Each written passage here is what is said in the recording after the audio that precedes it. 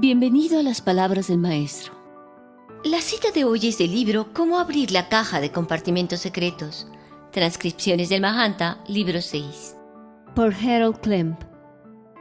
La fortaleza espiritual no es de la clase que necesite ser exhibida. Uno puede ser gentil o débil de cuerpo y no obstante ser fuerte en espíritu.